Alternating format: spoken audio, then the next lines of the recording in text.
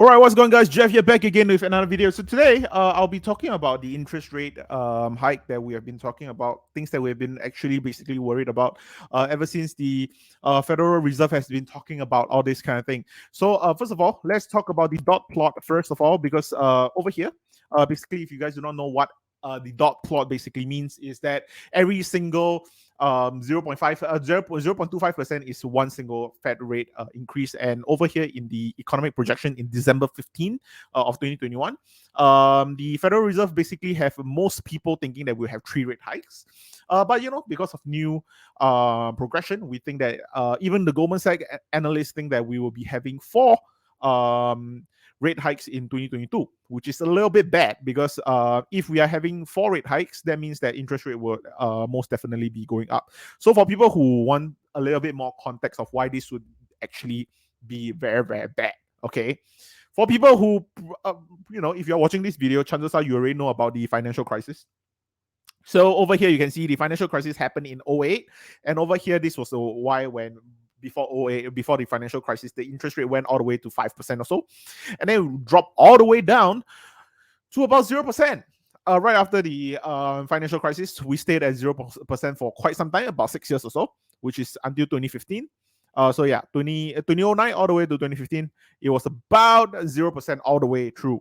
So afterwards, we basically started climbing back up to the 2% mark. And then after that, we have a small drawback. And this drawback might look like a small drawback, but this actually affected our entire economy by about 20%, especially in the Dow Jones and the S&P index. So yeah, what actually it means is that, over here where you actually see the whole 2017, this is the total assets that the Federal Reserve have in the open market, and this was about $4 trillion back in September 2017. Okay, in September of 2017, the Feds have $4.4 trillion of asset in the open market, and then in 2019, basically it dropped all the way to $3.7 trillion. So this is about $600 billion loss. So which is why, having $600 billion taken out of the market by the Feds themselves alone kind of screwed the market up by about 20%. And which is why the fear in the market right now is that because we are going all the way up, and then we have this whole balance sheet rundown by the government. And if we are actually getting this whole balance sheet rundown, personally, I'm thinking that we will get down to about $7.5 trillion or so once this actually happen. So if this do actually happen, then we are basically expecting at least a 20% drop in the entire market. And for people who do not understand what this balance sheet runoff basically means, is that, for example, if the market, if the Federal Reserve were to lend me $1,000, and I take this $1,000, I return it back to the Federal Reserve. Basically, what happens is that the Federal Reserve should be lending this $1,000 out to someone else again, and that's how you get circulation in the market. But right now, what is happening is that if they are going to have a balance sheet runoff, they are going to take whatever money that I just returned to them. They're going to take the money and they're going to keep it. They're going to dispose of it. They're going to burn it. I don't know. Okay. They're not going to bring this money back into circulation in the market. And that's the worry that we have right now. So because of that, a little bit panic in the market. Okay, so over here, I'm going to show you guys why I say that, smaller caps company are going to be trending sideways throughout.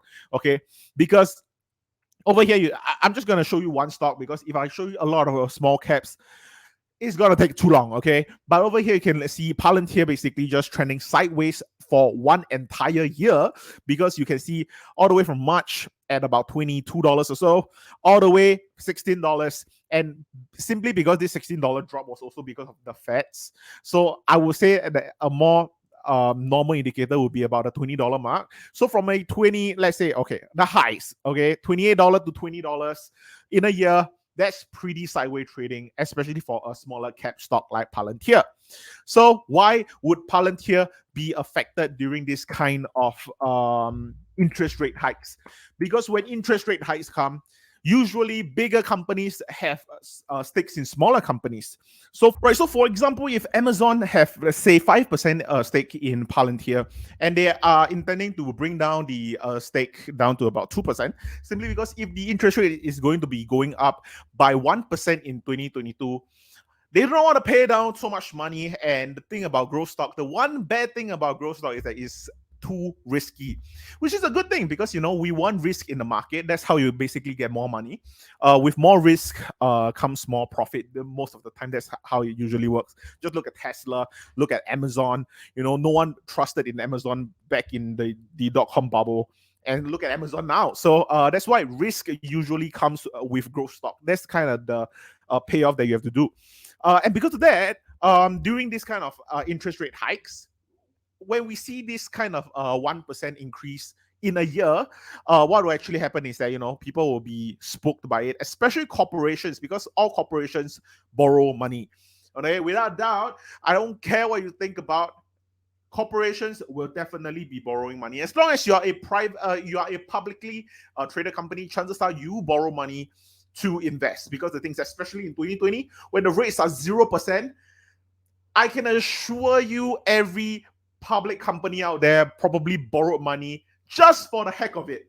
Okay, even if they are going to borrow money, just putting it into their ledger, just to show their financial record that they are actually good.